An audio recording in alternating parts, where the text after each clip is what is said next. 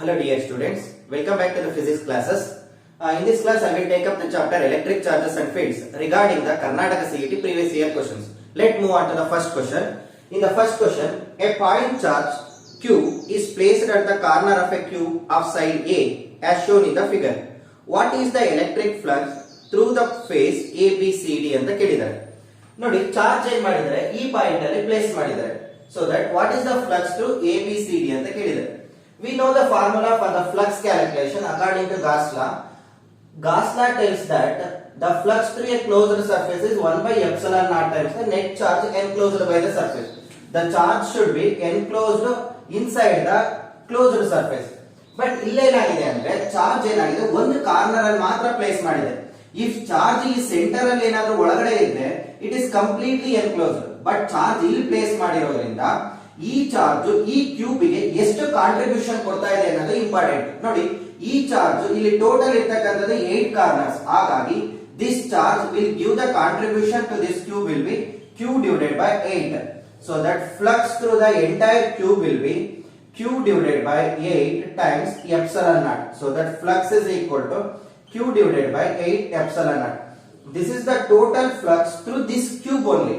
ಅವ್ರು ಕೇಳಿರ್ತಕ್ಕಂಥದ್ದು ಒಂದು ಸರ್ಫೇಸ್ ಇನ ಕ್ಯೂಬ್ ಏನಾಗಿರುತ್ತೆ ಅನ್ನೋದು. Here also very important. ಈ ಸರ್ಫೇಸ್ ಗೆ some of the surfaces does not contribute to the flux because flux ಗೆ ಇನ್ನೊಂದು ಫಾರ್ಮುಲಾ ನಮಗೆ ಗೊತ್ತಿದೆ. Flux is equal to summation of E ds cos theta. Here ds is the area vector, e is the electric field, theta is the angle between e and ds. ನೋಡಿ ಇಲ್ಲಿ ಏನಾಗಿದೆ ಅಂದ್ರೆ electric field ಈ ರೀತಿ pass ಆಗ್ತಿದೆ. ಯಾವ surface ಗೆ ಈ ಸರ್ಫೇಸ್ ಗೆ ಎಲೆಕ್ಟ್ರಿಕ್ ಫೀಲ್ಡ್ ಲೈನ್ಸ್ ಈ ರೀತಿ ಪಾಸ್ ಆಗ್ತಿದೆ. ಏರಿಯಾ ವೆಕ್ಟರ್ ಯಾವಾಗಲೂ ಕೂಡ ಪ್ಲೇನ್ ಗೆ ಪರ್ಪೆಂಡಿಕ್ಯುಲರ್. ಏರಿಯಾ ವೆಕ್ಟರ್ ಈ ರೀತಿ ಇರುತ್ತೆ. ಸೊ ದಟ್ ಈ ಚಾರ್ಜ್ ಈ ಒಂದು ಸರ್ಫೇಸ್ ಗೆ ಎಲೆಕ್ಟ್ರಿಕ್ ಫೀಲ್ಡ್ ನ ಎಲೆಕ್ಟ್ರಿಕ್ ಫ್ಲಕ್ಸ್ ನ ಯಾವುದೇ ರೀತಿ ಕಾಂಟ್ರಿಬ್ಯೂಷನ್ ಇಲ್ಲ. ಅದೇ ತರ ಈ ಚಾರ್ಜ್ ನೋಡಿ ಈ ಸರ್ಫೇಸ್ ಗೆ ಡೈರೆಕ್ಟ್ಲಿ ಲಿಂಕ್ ಆಗಿದೆ. ಏರಿಯಾ ವೆಕ್ಟರ್ ನಮಗೆ ಯಾವಾಗಲೂ ಕೂಡ ಪ್ಲೇನ್ ಗೆ ಪರ್ಪೆಂಡಿಕ್ಯುಲರ್ ಆಗಿರುತ್ತೆ. ಸೊ ದಟ್ ಇಯರ್ ಆಲ್ಸೋ ಏನಾಗಿದೆ 90 ಡಿಗ್ರಿ ಆಗಿದೆ. ನೋಡಿ ಈ ಕಡೆ ಔಟ್ಸೈಡ್ ಸರ್ಫೇಸ್ ಫಾರ್ ಎಕ್ಸಾಂಪಲ್ ನೋಡಿ ಚಾರ್ಜ್ ಇಲ್ಲಿರೋದ್ರಿಂದ ಈ ಚಾರ್ಜ್ ಇದಕ್ಕೆ ಡೈರೆಕ್ಟ್ಲಿ ಲಿಂಕ್ ಆಗಿದೆ. ಹಾಗಾಗಿ ಇಲ್ಲಿಂದ ಇರ್ತಕ್ಕಂಥ ಫ್ಲಕ್ಸ್ ಯಾವುದೇ ರೀತಿ ಇರೋದಿಲ್ಲ. ಈ ಚಾರ್ಜ್ ಇಲ್ಲಿಗೆ ಕರೆಕ್ಟ್ ಲಿಂಕ್ ಆಗಿದೆ ಎಕ್ಸಾಕ್ಟ್ಲಿ. ಈ ಚಾರ್ಜ್ ಏನಾಗಿದೆ ಮತ್ತೆ ಈ ಸರ್ಫೇಸ್ ಗೆ ಎಕ್ಸಾಕ್ಟ್ಲಿ ಲಿಂಕ್ ಆಗಿದೆ. ಹಾಗಾಗಿ 3 surface does not contribute to the flux. ಯಾವ 3 ಸರ್ಫೇಸ್ ಅಂದ್ರೆ ಚಾರ್ಜ್ ಗೆ ಡೈರೆಕ್ಟ್ಲಿ ಲಿಂಕ್ ಆಗಿರ್ತಕ್ಕಂಥ ಫೇಸ್. ಇನ್ನ ರಿಮೈನಿಂಗ್ ಈ ಸರ್ಫೇಸ್ ಈ ಸರ್ಫೇಸ್ ಈ ಸರ್ಫೇಸ್ ಗೆ ಏನಾಗುತ್ತೆ ಫ್ಲಕ್ಸ್ ಇನ ಕಾಂಟ್ರಿಬ್ಯೂಷನ್ ಇರುತ್ತೆ. So that flux through ABCD, ಯಾಕಂದ್ರೆ ABCD ಈ ಚಾರ್ಜ್ ಗೆ ಡೈರೆಕ್ಟ್ಲಿ ಲಿಂಕ್ ಆಗಿದೆ. ಫ್ಲಕ್ಸ್ ಏನಾಗಿರುತ್ತೆ ಇಲ್ಲಿ ಯಾವುದೇ ರೀತಿ ಫ್ಲಕ್ಸ್ ಇರೋದಿಲ್ಲ. Is equal to flux through ABGH that is equal to flux through ಈ ಕಡೆ ಔಟ್ಸೈಡ್ ಒಂದು ಫೇಸ್ ಇದೆ ನೋಡಿ ADEH that is equal to 0. This is very important.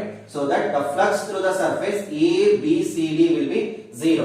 ಯಾವ ಚಾರ್ಜ್ ಸರ್ಫೇಸ್ ಗೆ ಕಂಪ್ಲೀಟ್ಲಿ ಲಿಂಕ್ ಆಗಿರುತ್ತೋ ಆ ಸರ್ಫೇಸ್ ನ ಚಾರ್ಜ್ ಅಥವಾ ಫ್ಲಕ್ಸ್ ಏನಾಗಿರುತ್ತೆ 0 ಆಗಿರುತ್ತೆ. This is the very important. ಹಾಗಾದ್ರೆ flux through the remaining faces ಯಾವ್ದಿದೆ ಇದನ್ನು ಕೇಳಬಹುದು ನಿಮ್ಮ examination. Flux through remaining face BCFG that is equal to one more phase HEFG. Flux through HEFG. Similarly flux through outside phase EF, another one CD, EFCD is equal to ನೋಡಿ ಎಷ್ಟಾಯ್ತು total flux ಇರ್ತಕ್ಕಂಥದ್ದು cube ಗೆ q divided by 8 epsilon naught. ಹಾಗಾಗಿ 3 phases ಏನಾಗಿದೆ ಈ 3 phases ಯಾವುದೇ ರೀತಿ contribution ಇಲ್ಲ. ಹಾಗಾಗಿ ರಿಮೈನಿಂಗ್ 3 ಫೇಸಸ್ ಗೆ ಈ ಫ್ಲಕ್ಸ್ ಏನಾಗಿರುತ್ತೆ ಈಕ್ವಲಿ ಡಿಸ್ಟ್ರಿಬ್ಯೂಟ್ ಆಗುತ್ತೆ. So that flux is equal to q divided by 8 epsilon naught ಏನಾಗಬೇಕು 3 ಫೇಸಸ್ ಗೆ ಈಕ್ವಲಿ ಡಿಸ್ಟ್ರಿಬ್ಯೂಟ್ ಆಗುತ್ತೆ. So that q divided by 24 epsilon naught. This is the answer for this faces. But ನಿಮ್ಮ question ಅಲ್ಲಿ ಕೇಳಿರ್ತಕ್ಕಂಥದ್ದು ಇದು flux through ABCD will be 0. ನೋಡಿ ಇದನ್ನ ತಿಳ್ಕೋಬೇಕು. ನಾನು ಇನ್ನೊಂದಿಷ್ಟು ಇದ್ರ ಬಗ್ಗೆ ಎಕ್ಸ್ಪ್ಲೈನ್ ಮಾಡ್ತಾ ಹೋಗ್ತೀನಿ. ಚಾರ್ಜ್ ಏನಾದ್ರೂ ಸೆಂಟರ್ ಅಲ್ಲಿ ಇಟ್ರೆ flux through the entire cube ಏನಾಗಿರುತ್ತೆ ಅಂದ್ರೆ q divided by epsilon naught ಆಗಿರುತ್ತೆ. And flux through the each face ಏನಾಗಿರುತ್ತೆ ಅಂದ್ರೆ ಟೋಟಲ್ ಫೇಸ್ ಇರ್ತಕ್ಕಂಥದ್ದು ಏನಾಗಿದೆ, ಇದು ಯಾವುದೇ ಒಂದು ಫೇಸ್ ಗೆ ಡೈರೆಕ್ಟ್ಲಿ ಲಿಂಕ್ ಆಗಿಲ್ಲ. ಹಾಗಾಗಿ flux through all the faces will be equally distributed. So that flux through the each face will be q divided by epsilon. Total faces ಎಷ್ಟಿರ್ತಕ್ಕಂಥದ್ದು 6. So that q divided by 6 epsilon naught if the charge is placed at the center of the cube. Charge ಏನಾದ್ರೂ ಒಂದು ಫೇಸಿನ centre ಅಲ್ಲಿ ಇಟ್ಟರೆ, ಇಲ್ಲಿಟ್ಟಾಗ ನೋಡಿ ಇಲ್ಲಿಟ್ಟಾಗೂ ಅಷ್ಟೇ charge completely ಇದಕ್ಕೆ enclose ಆಗಿಲ್ಲ. ಎಷ್ಟು ಪಾರ್ಟ್ ಇದಕ್ಕೆ ಕಾಂಟ್ರಿಬ್ಯೂಟ್ ಮಾಡ್ತಿದೆ ಅನ್ನೋದು ತುಂಬಾ ಇಂಪಾರ್ಟೆಂಟ್ ಆಗಿದೆ. ನೋಡಿ ನಾವ್ ಇಲ್ಲಿಗೆ ಏನಾದ್ರೂ ಇನ್ನೊಂದು ಕ್ಯೂಬ್ ನ ಪ್ಲೇಸ್ ಮಾಡಿದ್ರೆ ಈ ಚಾರ್ಜ್ ಏನಾಗುತ್ತೆ, ಕಂಪ್ಲೀಟ್ಲಿ ಎನ್ಕ್ಲೋಸ್ ಆಗುತ್ತೆ. ಫಾರ್ ಎಕ್ಸಾಂಪಲ್ ನೋಡಿ, ಈಗ ಚಾರ್ಜ್ ಇಲ್ಲಿಟ್ಟಾಗ ನಾನು ಇನ್ನೊಂದು ಕ್ಯೂಬ್ ನ ಪ್ಲೇಸ್ ಮಾಡಿದ್ರೆ ಚಾರ್ಜ್ ಏನಾಗುತ್ತೆ, ಕಂಪ್ಲೀಟ್ಲಿ ಎನ್ಕ್ಲೋಸ್ ಆಯ್ತು. ಹಾಗಾಗಿ ಚಾರ್ಜ್ ಈ ಕ್ಯೂಬಿಗೂ ಕೂಡ ಕಾಂಟ್ರಿಬ್ಯೂಷನ್ ಕೊಡ್ತಾ ಇದೆ, ಈ ಕ್ಯೂಬಿಗೂ ಕೂಡ ಕಾಂಟ್ರಿಬ್ಯೂಷನ್ ಕೊಡ್ತಾ ಇದೆ. ಹಾಗಾದ್ರೆ charge will contribute only half of the part to the one cube. So that if the charge is placed here, flux is equal to q divided by 2 times epsilon. Next question. The electric field lines on the left have twice the separation on those on the right as shown in the figure. If the magnitude of the field at A is 40 volt per meter, what is the force on 20 microcoulomb charge kept at B ಅಂತ ಕೇಳಿದ್ದಾರೆ. ನೋಡಿ figure ಈ ರೀತಿ ಇದೆ. Charge ನ ಇಲ್ಲಿ ಒಂದು 20 microcoulomb charge ನ ಪ್ಲೇಸ್ ಮಾಡಿದ್ರೆ electric field at this point will be 40 volt per metre. ಹಾಗಾದ್ರೆ ಈ ಪಾಯಿಂಟ್ ಅಲ್ಲಿ ಈ ಚಾರ್ಜ್ ಗೆ ಎಷ್ಟು ಫೋರ್ಸ್ ನ ಎಕ್ಸ್ಪೀರಿಯನ್ಸ್ ಮಾಡುತ್ತೆ ಅನ್ನೋದು ಕೇಳಿದ್ದಾರೆ. ನೋಡಿ ಇಲ್ಲಿ ಏನಾಗಿದೆ, ಸಪರೇಷನ್ ಅನ್ನ ನಾನು ಡಿ ಅಂತ ತಗೊಂಡ್ರೆ ಇಲ್ಲಿನ separation they are given 2 times D. ನೋಡಿ ಈ ಸಪರೇಷನ್ ಜಾಸ್ತಿ ಆದಂಗೆ ಎಲೆಕ್ಟ್ರಿಕ್ ಫೀಲ್ಡ್ ಯಾವ ರೀತಿ ವೇರಿ ಆಗುತ್ತೆ ಅನ್ನೋದು ತುಂಬಾ ಇಂಪಾರ್ಟೆಂಟ್. ನೋಡಿ, if the separation are very closer, more will be the electric field and stronger will be the electric field. If the separation is far away from each other, the electric field will be lesser. So that electric field is inversely proportional to the separation between the field lines. So that electric field at A, this is the separation at A. Electric field at B is inversely proportional to the separation ಎಷ್ಟಿದೆ, 2 times A. This is 2 times A. Therefore, electric field EB divided by EA is inversely proportional. You can take it as this is DA divided by 2 times DA. AA get cancelled out. Remaining will be electric field at the B is equal to electric field at A divided by 2 times. So that 40 divided by 2. So that 20 volt per meter. This is the electric field at the point B. The concept is, if the electric field are closer to each other, stronger will be the electric field. If electric field lines are far away from each other, weaker will be the electric field. Then density of that electric field will be inversely proportional to the separation between the field lines. ನಮಗೆ ಕೇಳಿರ್ತಕ್ಕಂಥದ್ದು what is the force? Force is equal to E into Q. A force at the point B is equal to electric field at the point B into charge. Electric field will be 20, charge will be 20 microcoulomb, 20 into 10 to the power of minus 6. So that 400 into 10 to the power of minus 6. So that 4 into 10 to the power of minus 4 Newton. This is the answer for the given question. Next question. An infinitely long, thin straight wire has uniform charge density of 1 by 4 into 10 to the power of minus 2 coulomb per meter. What is the magnitude of the electric field at a distance of 20 centimeter from the axis of the wire? ನೋಡಿ ನಮಗೆ ಗೊತ್ತಿದೆ a line charge density. This is the line charge density. Say there is a positive charge. We can assume the Gaussian surface will be the cylindrical. Okay. Electric field at some point R. This is the radius R. What will be the electric field at this point is given by the formula E is equal to lambda divided by 2 pi epsilon naught R. Here lambda is the linear charge density. In the question, linear charge density is given. R is given 20 centimeter. 20 into 10 to the power of minus 2 meter.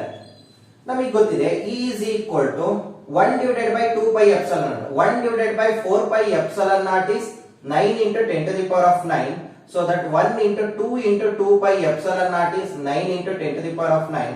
So So that 1 divided by 2 pi epsilon naught is 2 into 9 into 10 to the power of 9. If you substitute here 18 into 10 to the power of 9 into lambda is given 1 divided by 4 into 10 to the power of minus 2 divided by r is given 20 into 10 to the power of minus 2. 10 to the power of minus 2, 10 to the power of minus 2 get cancelled out. The remaining will be 80 into 10 to the power of 9 divided by 80. So that this is becomes. Next move on to the 2019 physics paper.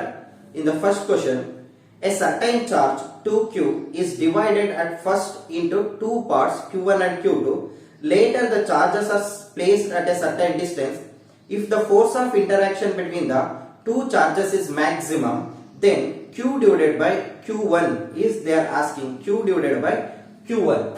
ನೋಡಿ question ಅಲ್ಲಿ ಏನ್ ಕೇಳಿದಾರೆ ಅಂದ್ರೆ ಒಂದು 2q charge ಇದೆ. q charge ನ q1 and q2 ಆಗಿ divide ಮಾಡಿದರೆ and they are separated by a certain distance r, what will be the ratio of q divided by q1? They are one condition they are given, the force between these two charges will be maximum.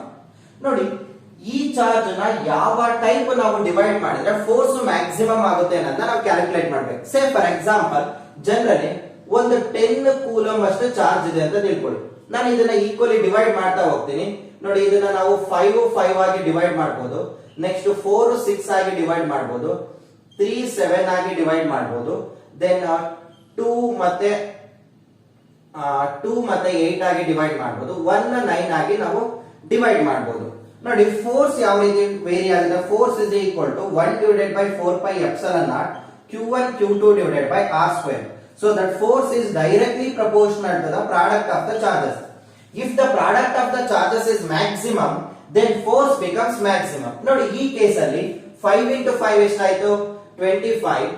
This is 6 into 4 r 4 24 7 3 21 8 2 16. This is 9. So the product of the charges will be maximum only when the charges are equally divided. That is the answer. So that ನಾವು 2q charge ನ ಯಾವ ರೀತಿ divide ಮಾಡಿದ್ರೆ force maximum ಆಗುತ್ತೆ ಅಂದ್ರೆ charge ನ ನಾವೇನ್ ಮಾಡಬೇಕು ಈಕ್ವಲಿ ಡಿವೈಡ್ ಮಾಡಬೇಕು. So that 2q can be divided as q, q2 is equal to q. They are asking q divided by q1. q1 is nothing but q by q is equal to 1. Concept here, the force is maximum only when the charges are equally divided. Okay, this is the answer for the given question. Next question. A particle of mass m and charge q is placed at rest in uniform electric field E and then released. The kinetic energy attained by the particle after moving a distance y is ಅಂತ ಹೇಳಿದ್ದಾರೆ. ನೋಡಿ options ನ ಇಲ್ಲಿ ಕೊಟ್ಟಿದ್ದಾರೆ. ನೋಡಿ options ನ ಕೊಟ್ಟಾಗ ನಾವು ಈಸಿಯಾಗಿ ಬೈ ಯೂಸಿಂಗ್ ಡೈಮೆನ್ಷನ್ ಅನಾಲಿಸಿಸ್ ಕೂಡ ನಾವು ಇದನ್ನ ಸಾಲ್ವ್ ಮಾಡಬಹುದು. ಫಾರ್ ಎಕ್ಸಾಂಪಲ್ ಆಪ್ಷನ್ಸ್ ನೋಡಿ ಇದರಲ್ಲಿ ಇರ್ತಕ್ಕಂಥದ್ದು ಕ್ವಶನ್ ನಂಬರ್ 2 ಅಲ್ಲಿ QEY ಅಂತ ಇದೆ. ಬಿ ಆಪ್ಷನ್ಸ್ ಅಲ್ಲಿ QEY ಸ್ಕ್ವೇರ್ ಇದೆ. C option Q square EY ಇದೆ. D option is QE square Y ಇದೆ. ನಮಗೆ ಕೈನೆಟಿಕ್ ಎನರ್ಜಿ ಕೇಳಿರೋದ್ರಿಂದ ಕೈನೆಟಿಕ್ ಎನರ್ಜಿನ SI ಯೂನಿಟ್ ನಮಗೆ ಏನಾಗಬೇಕು ಜೌಲ್ ಆಗಬೇಕು. ನೋಡಿ ಈ 4 ಆಪ್ಷನ್ ಅಲ್ಲಿ ಜೌಲಿನ ಯೂನಿಟ್ ಯಾವ್ದಾಗುತ್ತೆ ಅಂತ ನೋಡೋಣ. ಫಸ್ಟ್ ಆಪ್ಷನ್ ಚೆಕ್ ಮಾಡೋಣ. Q into E is nothing but force into displacement. Force into displacement is work done. Work done in a dimensional formula ಏನಾಗಿರುತ್ತೆ ಜೌಲ್ ಆಗಿರುತ್ತೆ. Okay, this is one. Next condition ನೋಡಿ force into y square, it is not a joule unit. Q square into E, it is also not a joule unit.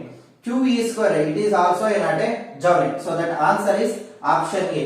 ನೋಡಿ ಒಂದಿಷ್ಟು question ನಾವು without solving by using dimension analysis ಆಧಾರದ ಮೇಲೆ ಕೂಡ check ಮಾಡಬಹುದು. Okay, actual method ಏನ್ ಕೇಳಿದಾರೆ ಅನ್ನೋದನ್ನ check ಮಾಡ್ತಾ ಹೋಗೋಣ. ಏನ್ ಮಾಡಿದ್ರೆ ಒಂದು ಚಾರ್ಜ್ q ಅನ್ನೋದು ರೆಸ್ಟ್ ಅಲ್ಲಿ ಇದೆ. So that u is equal to 0. It is then released so that it is moving in the direction of the electric field they are given and it moves a distance of y. So that kinetic energy is equal to half mv square. Velocity ನ calculate ಮಾಡೋಣ. ಇಲ್ಲಿ displacement ಕೊಟ್ಟಿದ್ದಾರೆ, initial velocity ಕೊಟ್ಟಿದ್ದಾರೆ. So that we can use v is equal to u plus 80, but ಇಲ್ಲಿ time ಗೊತ್ತಿಲ್ಲ. So we can use v square is equal to u square plus 2as. v square is equal to u square is 0 because initial velocity is 0. 2 into a, y is displacement is y. Acceleration in the electric field formula ನೋಡಿ, acceleration calculate ಮಾಡಕ್ಕೆ F is equal to Q into E. F is nothing but M into A, Q into E. Therefore, acceleration is equal to QE divided by M. If you substitute in this equation, 2 into A is nothing but QE divided by M into Y. So that kinetic energy is equal to half M. V square is nothing but 2QEY divided by M. 2 get cancelled out, M get cancelled. So that kinetic energy is equal to QEY. This is the answer. ನೋಡಿ, this is very important. So many times ನಿಮಗೆ displacement value ಕೊಟ್ಟು ಕೂಡ number ಅಲ್ಲಿ answer ನ ಕೇಳ್ತಾರೆ. ಅದೇ ರೀತಿ A is equal to QE by M ಇದನ್ನು ಕೂಡ ನಿಮ್ಮ ಪ್ರೀವಿಯಸ್ ಇಯರ್ ಎಕ್ಸಾಮಿನೇಷನ್ ಅಲ್ಲಿ ಕೇಳಿದ್ದಾರೆ. This is the answer for the given question. Next question. An electric dipole is kept in uniform electric field. It generally experience ಅಂತ ಹೇಳಿದ್ದಾರೆ. Option ಅಲ್ಲಿ torque but not A force and torque and force ಅಂತ ಕೇಳಿದ್ದಾರೆ. ನೋಡಿ, ಒಂದು dipole ನ question number 3 ಅಲ್ಲಿ A dipole, this is dipole is nothing but two equivalent opposite charges separated by a small distance. Let us take small distance is 2a. Now the electric field, let us take the electric field. This is the electric field E. Okay, here they are given electric field is non-uniform. Let us first take electric field is uniform. There will be a derivation in your chapter. Draw what is the torque experienced by the dipole when it is placed in a uniform electric field. ನಿಮಗೆ ಗೊತ್ತಿದೆ, positive charge ಯಾವಾಗಲೂ ಕೂಡ force ನ in the direction of electric field ಗೆ experience ಮಾಡುತ್ತೆ. So that force is equal to E into Q ಆಗಿರುತ್ತೆ. Negative charge opposite to the electric field force ನ experience ಮಾಡುತ್ತೆ. So that force is equal to E into Q. So that F net is equal to, ನೋಡಿ, ಈ force opposite direction ಇದೆ. when the forces are in opposite direction, the net force will be the summa, means subtraction of these two forces, means here also EQ, here also EQ, net force will become 0. There will be a torque. ನಮಗೆ ಗೊತ್ತಿದೆ torque is equal to PE sin theta, we already derived. ಹಾಗಾಗಿ when a dipole is placed in a uniform electric field, this is very important, in a uniform electric field dipole will experiences only torque, no force. This is very important. In non-uniform electric field, as well we know that there will be a torque. What about force? ನೋಡಿ, ಇಲ್ಲಿ force cancel ಆಗ್ತಿದೆ ಅಂದ್ರೆ ಈ electric field same ಇದ್ದಾಗ ಮಾತ್ರ force cancel ಆಗುತ್ತೆ. when there is a non-uniform electric field, here the electric field will be different, here the electric field will be different. So that E1 minus E2, E1 is not equal to E2 ಆದಾಗ this F net is not equal to 0. So that there will be a torque as well as force when the dipole is placed in a non-uniform electric field. The answer for the question is it experiences both the torque as well as force. Okay. Next question from 2018 CET paper. The magnitude of the point charge due to which the electric field 30 cm away as the magnitude 2 Newton per coulomb will be. ನೋಡಿ, question ಅಲ್ಲಿ E ಕೊಟ್ಟಿದ್ದಾರೆ, R ಕೊಟ್ಟಿದ್ದಾರೆ, Q ನ calculate ಮಾಡಕ್ಕೆ ಹೇಳಿದ್ದಾರೆ. We know that E is equal to 1/4 pi epsilon Q divided by R square. So that E is 2 1/4 pi epsilon 9 into 10 to the power of 9 Q divided by R square. So that 900 into 10 to the power of minus 4. Therefore Q is equal to 2 into 900 into 10 to the power of minus 4 divided by 9 into 10 to the power of 9. That Q is equal to 2 into 10 to the power of minus 11 coulomb. This is the answer for the given question. Next question. A mass of 1 kg carrying a charge of 2 coulomb is accelerated through a potential of 1 volt. The velocity acquired by is ಅಂತ ಕೇಳಿದ್ದಾರೆ. ನೋಡಿ, ಒಂದು charge ಇದೆ, charge ನ value they are given 2 coulomb and the mass will be 1 kg. It is accelerated with a potential of 1 volt. ನೋಡಿ, 1 volt potential apply ಮಾಡಿದಾಗ ಇದೇನಾಗ್ತಿದೆ, accelerated. ಇದು accelerate ಆಗ್ತಿದೆ ಅಂದ್ರೆ ಇಲ್ಲಿ ಏನಾಗ್ತಿದೆ, ಚಾರ್ಜ್ ಗೆ ಕೈನೆಟಿಕ್ ಎನರ್ಜಿ ಗೈನ್ ಆಗ್ತಿದೆ. So that kinetic energy gain by the charge, kinetic energy gain ಆಗ್ತಿದೆ ಅಂದ್ರೆ ಯಾವ್ದಾದ್ರು ಒಂದು ಲಾಸ್ ಮಾಡ್ಕೊಂತಿರ್ಬೇಕಲ್ಲ. ಇಲ್ಲಿ ಏನ್ ಲಾಸ್ ಆಗ್ತಿದೆ, ಪೊಟೆನ್ಶಿಯಲ್ ಎನರ್ಜಿ ಲಾಸ್ ಆಗ್ತಿದೆ. ಹಾಗಾದ್ರೆ what is the potential energy? when the charge is at, there will be a potential energy due to the potential, so that potential energy is q into v. Therefore half mv square is equal to q into v. This is nothing but work done. Work done, that is q into v. This is stored as a potential energy, q into v. This is the definition of potential. So that velocity is equal to qv into 2 divided by m under square root. V is equal to, q is given, q is 2 coulomb, voltage is 1 into 2 divided by mass is 1, so that velocity is equal to 2 meter per second. This is the answer for the given question. So that D is next question. The force of repulsion between the two identical positive charges when kept with a separation r in air is F. Half the gap between the two charges is filled by a dielectric slab of dielectric constant 4. Then the new force of repulsion between those two charges becomes ಅಂತ ಕೇಳಿದ್ದಾರೆ. ನೋಡಿ ಇಲ್ಲಿ ಏನು ಕೇಳಿದ್ದಾರೆ ಅಂದ್ರೆ question number 3 ಅಲ್ಲಿ 2 point charges ಇದೆ q and q separated by some distance r. The force becomes F, that F is equal to 1 divided by 4 pi epsilon naught q1 q2. Here charges are same, q into q divided by r square. Now ಏನ್ ಮಾಡ್ತಿದ್ದಾರೆ ಅಂದ್ರೆ ಈ ಎರಡು charges ನ ನಡುವೆ half of the distance ನ ಏನ್ ಮಾಡ್ತಾ ಇದ್ದಾರೆ, ಡೈಎಲೆಕ್ಟ್ರಿಕ್ ಸ್ಲಾಬ್ ನ ಇಂಟ್ರೊಡ್ಯೂಸ್ ಮಾಡ್ತಾರೆ. That d distance is equal to r divided by 2. This is dielectric slab. This having a dielectric constant is 4. Now what will be the new force of repulsion, they are asking. Now before going to that, what happens when dielectric slab is introduced between the 2 point charges? The force becomes in medium 1 divided by 4 pi epsilon naught q divided by r square. Means the force will be decreases by epsilon r times. But ಇಲ್ಲಿ ಏನಾಗಿದೆ, this is when the dielectric is introduced in between the charges completely. ನೋಡಿ ಈ ರೀತಿ introduce ಮಾಡಿದಾಗ q separated by a distance r, if dielectric is introduced completely introduce ಮಾಡಿದಾಗ ಈ formula. But ಇಲ್ಲಿ ಏನಾಗಿದೆ, ಪಾರ್ಷಿಯಲಿ ಇಂಟ್ರೊಡ್ಯೂಸ್ ಮಾಡಿದ್ದಾರೆ. So when partially introduced, the formula becomes 1 divided by 4 pi epsilon naught q divided by q1 q2. General formula I will write first, q1 q2. ನೋಡಿ ಈಗ r by 2 ಅಷ್ಟು distance ಅಲ್ಲಿ dielectric ಇದೆ, ಇನ್ remaining portion ಅಲ್ಲಿ ಏನಿದೆ, air ಇದೆ. So that r minus d portion ಅಲ್ಲಿ ಏನಾಗಿದೆ, ಏರ್ ಇದೆ. ಇನ್ನ ರಿಮೈನಿಂಗ್ ಪೋರ್ಷನ್ ಅಲ್ಲಿ ಏನಾಗಿದೆ, ಡೈಎಲೆಕ್ಟ್ರಿಕ್ ಇದೆ. So that d into square root of epsilon naught whole square. This is the formula where d is the distance in which the dielectric is placed. ನೋಡಿ ಈ case ಅಲ್ಲಿ r is equal to, say for example completely dielectric place ಮಾಡಿದ್ರೆ d is equal to r ಆದ್ರೆ r get cancel out. This is becomes r square root of epsilon, so that r square into epsilon.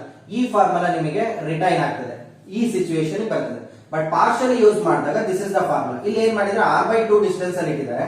So that f medium is equal to d is equal to r by 2 1 divided by 4 pi epsilon naught. Charges are same, q into q divided by r minus r by 2, that is r by 2 plus r by 2 into epsilon r is 4 under square root will be 2 whole square. 2 get cancel out, so that this is becomes 1 by 4 pi epsilon naught. q is q square divided by, this is 3 by 2 r whole square. So that force becomes F is equal to F medium is equal to 1 divided by 4 pi epsilon naught 4 divided by 9 q square divided by r square. 1 by 4 pi epsilon naught 4 divided by 9, this one will be F. So that F medium is equal to 4 by 9 times F. This is the new force when a dielectric is introduced partially. This is the formula when dielectric introduced partially. This is the formula when dielectric introduced completely. This is the formula when there is no dielectric in vacuum or air. This is the answer for the given question. We move on to the next question. Two spheres of electric charges plus 2 nanocoulomb and minus 8 nanocoulomb are placed at a distance d apart. If they are allowed to touch each other, what is the new distance between them to get a repulsive force of same magnitude as before? ನೋಡಿ question ಅಲ್ಲಿ ಹೇಳಿದರೆ initial force magnitude of the initial force should be equal to the magnitude of the final force. Then what will be the new distance they are asking? ನೋಡಿ initially ಎರಡು charges 2 nanocoulomb minus 2 nanocoulomb are separated by a distance d. So that force initial is equal to 1 divided by 4 pi epsilon naught q1 q2 2 into 10 to the power of minus 9 into 8 into 10 to the power of minus 9. Distance will be the d square. I just took the magnitude only. ನೋಡಿ ಯಾವಾಗ ಎರಡು charges touch each other ಆದಾಗ what will be changes, charge ಏನಾಗುತ್ತೆ equally share ಆಗುತ್ತೆ. The only condition will be the size of this charge should be equal to this charge. ಎರಡದ್ದು size same ಇದ್ದಾಗ charge ಏನಾಗುತ್ತೆ equally share ಆಗುತ್ತೆ. So that new charge on the first one will be, I will take q1 prime, so that q2 prime is equal to q1 plus q2 divided by 2. Charge ಏನಾಗ್ತಿದೆ equally share ಆಗ್ತಿದೆ. So that q1 ಎಷ್ಟಿದೆ 2 nanocoulomb, q2 will be minus 8. ನೋಡಿ charge will be additive quantity, so that plus ಇದ್ರೆ plus ಮಾಡ್ಕೋಬೇಕು, minus ಇದ್ರೆ minus ಮಾಡಬೇಕು, scalar. So that minus 6 divided by minus 3 nanocoulomb. So that new charge on the these two point charges will be q1 and q2 will be minus 3 nanocoulomb. ಹಾಗಾದ್ರೆ force ಏನಾಗುತ್ತೆ, the new force will be, force final will be 1 divided by 4 pi epsilon naught q1 q2. q1 q2 is 3 into 10 to the power of minus 9, 3 into 10 to the power of minus 9 divided by distance will be new distance. I will take that distance as r. Question ಅಲ್ಲಿ ಏನ್ ಕೇಳಿದಾರೆ ಅಂದ್ರೆ, ಈಗ ಎರಡೂ force equal ಆಗ್ಬೇಕು ಅಂದ್ರೆ ಈ distance ಏನಾಗಿರ್ಬೇಕು ಅಂತ ಹೇಳಿದ್ದಾರೆ. ನಾನು ಅವೆರಡನ್ನು ಈಕ್ವಲ್ ಮಾಡ್ಕೊಳ್ತೀನಿ, because magnitude ಹೇಳಿರೋದ್ರಿಂದ 1 divided by 4 pi epsilon naught 2 into 8 into 10 to the power of minus 18 divided by d square is equal to 1 divided by 4 pi epsilon naught 3 into 3 into 10 to the power of minus 8 divided by r square. These thing will be cancelled out. 10 to the power of 8 also get cancelled out. So that 16 divided by d square is equal to 9 divided by r square. I need what will be the new r in terms of d. So that r square is equal to 9 divided by 16 times d square. Therefore r is equal to 3 divided by 9 times d. ನೋಡಿ ಇಷ್ಟು distance ಅಲ್ಲಿ ನಾವೇನಾದ್ರೂ charges ನ place ಮಾಡಿದ್ರೆ ಎರಡು charges touch ಆದಾಗ್ಲೂ ಕೂಡ ನಮಗೆ ಏನಾಗಿರುತ್ತೆ, ಫೋರ್ಸ್ ಈ ಕಂಡೀಷನ್ ಅಲ್ಲಿ ಸೇಮ್ ಆಗಿರುತ್ತೆ. This is the condition when the two charges are touch each other. Okay, this is very important. I will explain one more thing here. ನಿಮ್ಮ ನೀಟ್ ಎಕ್ಸಾಮಿನಲ್ಲಿ ಈ ಕ್ವಶನ್ ಅನ್ನ ಕೇಳಿದರೆ ಏನಾಗುತ್ತೆ ಅಂದ್ರೆ, ಈಗ ಎರಡು ಸ್ಪಿಯರ್ ಇದೆ, those radius are different. r1 ಇದ್ರದ್ದು r2 ಇದೆ. this charge will be q1, this charge will be q2. ಹಾಗಾದ್ರೆ ಈಗ ಇವೆರಡು ಟಚ್ ಈಚ್ ಅದರ್ ಆದಾಗ ನ್ಯೂ ಚಾರ್ಜಸ್ ಏನಾಗುತ್ತೆ ಅಂತ ಕೇಳ್ತಾರೆ. ನೋಡಿ ಸೈಜ್ ಏನಾದ್ರೂ ಸೇಮ್ ಇದ್ರೆ charges will be equally share ಆಗುತ್ತೆ, ಅಂದ್ರೆ q1 plus q2 divided by 2 ಆಗುತ್ತೆ. ಈಗ ಸೈಜ್ ಡಿಫರೆಂಟ್ ಇದೆ, ಚಾರ್ಜ್ ಏನಾಗುತ್ತೆ ಈಕ್ವಲಿ ಶೇರ್ ಆಗಲ್ಲ. ಯಾವ ಚಾರ್ಜಿನ ಸೈಜು ಸ್ಪಿಯರಿನ ಸೈಜು ಜಾಸ್ತಿ ಇರುತ್ತೋ ಅದಕ್ಕೆ ಚಾರ್ಜ್ ಏನಾಗುತ್ತೆ ಮೋರ್ ಸ್ಟೋರ್ ಆಗುತ್ತೆ. So that new charge on the first sphere will be r1, that size r1 divided by r1 plus r2 into total touch charge, that is q1 plus q2 initially. q2 is equal to r2 divided by r1 plus r2 divided by total charge q1 plus q2. These are the two formulas when the size is different. When the size is equal, this is reduces to the actual formula. ನೋಡಿ ಬೇಕಾದ್ರೆ r1 is equal to r2 ಆಯ್ತು ಅಂದ್ರೆ r1 is equal to r2, so that 2r1 r1 get cancelled out. This implies q1 is equal to q2 is equal to q1 plus q2 divided by 2 ಆಗುತ್ತೆ. Size different ಇದ್ದಾಗ ಈ formula, size same ಆಗಿದ್ದಾಗ ಈ formula. ಯಾವಾಗ when they are touch each other or they are connected by a connecting wire. Okay, this is the answer for the given question. We move on to the next question. 4 into 10 to the power of 10 electrons are removed from a neutral metal sphere of diameter 20 cm placed in air. The magnitude of the electric field at a distance 20 cm from its center ಅಂತ ಹೇಳಿದ್ದಾರೆ. ನೋಡಿ ಒಂದು neutral metal spear ಇದೆ. Neutral metal spear ಅಂದ್ರೆ net charge 0 ಆಗಿರುತ್ತೆ. Net charge 0 ಆಗಿರುತ್ತೆ ಅಂದ್ರೆ ಎಷ್ಟು ಪಾಸಿಟಿವ್ ಚಾರ್ಜಸ್ ಇರುತ್ತೋ ಅಷ್ಟೇ ನೆಗೆಟಿವ್ ಚಾರ್ಜಸ್ ಇರುತ್ತೆ. ಈಗ ನಾವು ಒಂದಿಷ್ಟು ಪಾಸಿಟಿವ್ ಚಾರ್ಜ್ ನೆಗೆಟಿವ್ ಚಾರ್ಜಸ್ ನ ರಿಮೂವ್ ಮಾಡಿದ್ರೆ, ಅಂದ್ರೆ 4 into 10 to the power of 10 electrons remove ಮಾಡಿದ್ರೆ ಅಷ್ಟೇ ಪಾಸಿಟಿವ್ ಚಾರ್ಜ್ ಮೆಟಲ್ ಸ್ಪಿಯರ್ ಅಲ್ಲಿ ಕ್ರಿಯೇಟ್ ಆಗುತ್ತೆ. ಇನಿಷಿಯಲ್ ಏನಾಗಿತ್ತು, ಎಲೆಕ್ಟ್ರಿಕ್ ಫೀಲ್ಡ್ 0 ಆಗಿರುತ್ತೆ. So that Q is equal to N times E. Q is equal to 4 into 10 to the power of 10 electrons are removed. Charge of the each electron will be 1.6 into 10 to the power of minus 90. So that Q is equal to 6.4 into 10 to the power of minus 9 coulomb. Electric field E is equal to 9 into 10 to the power of 9.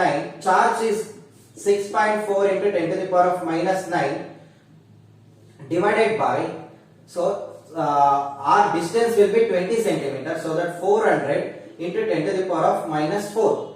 So that electric field is equal to plus 9 minus 9 get cancel out. 9 into 6.4 divided by 4 into 10 to the power of minus 2. Minus 2 upper side of the 10 to the power of 2. So that this is becomes 9 into 640 divided by 4. So that 9 into 4 ones are 4 16s are. So that's 60. This is becomes 1440 Newton per coulomb. This is the answer for the given question. Next question. 3 point charges of plus 2q, plus 2q and minus 4q are placed at the corners ABC of a equilateral triangle ABC of side X. The magnitude of the electric dipole moment of this system is ಅಂತ ಹೇಳಿದ್ದಾರೆ. ನೋಡಿ ತುಂಬಾ simple ಆಗಿದೆ question ಅಲ್ಲಿ. ಏನ್ ಮಾಡ್ತಿದ್ದಾರೆ ಅಂದ್ರೆ 3 charges ನ ಪ್ಲೇಸ್ ಮಾಡಿದ್ದಾರೆ. This is A, this is B, this is C. Here plus 2q, here also plus 2q, here minus 4q charges ನ ಪ್ಲೇಸ್ ಮಾಡಿದ್ದಾರೆ. ಹಾಗಾದ್ರೆ what will be the electric dipole moment of this system? X, X, X they are given equilateral, so that this is also 60 degree, so that angle between them is 60 degree. ನೋಡಿ electric dipole ಅಂದ್ರೆ ನಮಗೆ ಏನಾಗಿರಬೇಕು ಅಂದ್ರೆ there will be a two equal and opposite charges separated by a small distance ಆಗಿರಬೇಕು. But ಇಲ್ಲಿ plus ಇದೆ, ಇಲ್ಲಿ minus ಇದೆ, ಇಲ್ಲಿ ಪ್ಲಸ್ ಇದೆ, ಬಟ್ ಇಲ್ಲಿ ಏನಾಗಿದೆ ಈಕ್ವಲ್ ಇಲ್ಲ, ಈಕ್ವಲ್ ಅಂಡ್ ಆಪೋಸಿಟ್ ಚಾರ್ಜಸ್ ಇಲ್ಲ. ನಾವು ಈ minus 4q ನ ಸ್ಪ್ಲಿಟ್ ಮಾಡ್ಕೊಂಡ್ಬಿಟ್ಟು ಈಕ್ವಲ್ ಅಂಡ್ ಆಪೋಸಿಟ್ ಚಾರ್ಜಸ್ ನ ಕ್ರಿಯೇಟ್ ಮಾಡೋಣ. ಈ minus 4q ನ can we write it as plus minus 2q and also minus 2q. ನೋಡಿ ಈಗ ಏನಾಯ್ತು, minus 2q ಆಯ್ತು, minus 2q ಆಯ್ತು. ಇದನ್ನ ರೀರೈಟ್ ಮಾಡಿ ಬರ್ಕೊಂಡಾಗ see this is minus 2q, minus 2q, this is plus 2q, this is also plus 2q. We know that the direction of the electric dipole moment is from minus to plus. ಹಾಗಾಗಿ minus ಇಂದ plus ಗೆ this is the dipole moment P1, this is also minus to plus, this is the dipole moment of P2. Here concept is ನಾವು charge additive ಆಗಿರೋದ್ರಿಂದ charge ಅನ್ನು ನಾವು plus minus ಆಗಿ split ಮಾಡ್ಕೋಬಹುದು. ಅರ್ಥ ಆಗ್ತಿದೆಯಲ್ವಾ? ಇದನ್ನ minus 4q ನ ಬೇಕಾದ್ರೆ ನಾವು minus 5q into plus q ಬರ್ಕೋಬಹುದು. ಬಟ್ ನಮ್ಮ ಪ್ರಾಬ್ಲಮ್ ಗೆ ಯಾವ ರೀತಿ ಬೇಕೋ ಆ ರೀತಿ ಚೇಂಜಸ್ ಮಾಡ್ಕೊಂಡಿದ್ವಿ. So that P1 and P2 we got it. This is the angle theta. Theta is equal to here 60 degree. So that can we rewrite like this. This is P2. This is P1 separated by an angle of 60 degree. We know that the resultant vector R is equal to square root of a square plus b square plus 2ab cos theta.